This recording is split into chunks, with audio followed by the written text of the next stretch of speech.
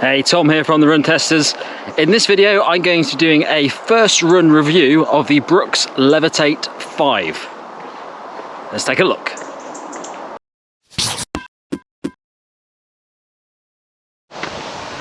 So I've never ran in any of the Levitate shoes before, so I'm coming at this shoe completely fresh. I'm a big fan of some Brooks shoes, so the Glycerin 18 and 19 are two of my favourite sort of daily comfortable running shoes that have ever existed really, and I'm not that averse to the Brooks Ghost line, although the 14 I wasn't particularly bothered about.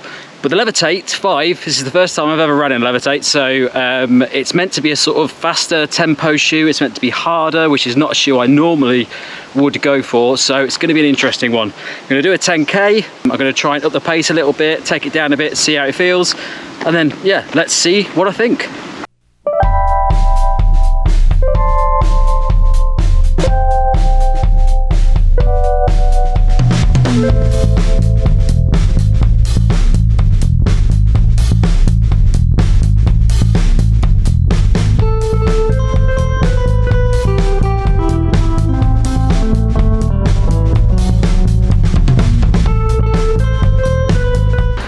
Okay, so I've just done about 6k at a fairly relaxed pace, about 5-minute kilometers for me, which is just like my standard training speed, just comfortable base miles. And so far, I've not really, they feel fine. There's definitely not very cushioned, they don't feel very soft. They don't feel heavy either, they feel fairly sort of unnoticeable on the feet. And when I'm upping the pace a bit, they do feel a little bit responsive. I can feel that they're a harder shoe, that they're sort of designed for picking up the pace, going a bit faster.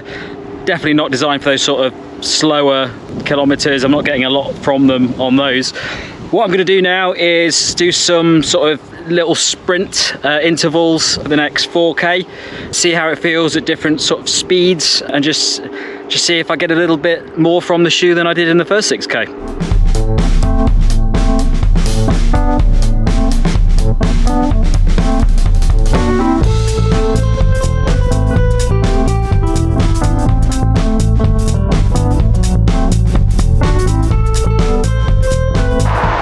Okay, so that is 10k done in the Brooks Levitate 5.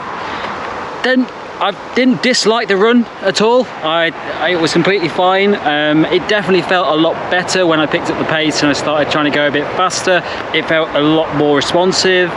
It felt like it's got quite a harsh sort of firm midsole foam. It's made from DNA midsole foam, which is meant to be quite responsive. It's meant to give a lot of energy return, but it is quite a lot harder than the DNA Loft midsole foam that you find in the Brooks Glycerin in the Ghost 13 and 14. Yeah, it's definitely a shoe that feels better at faster pace.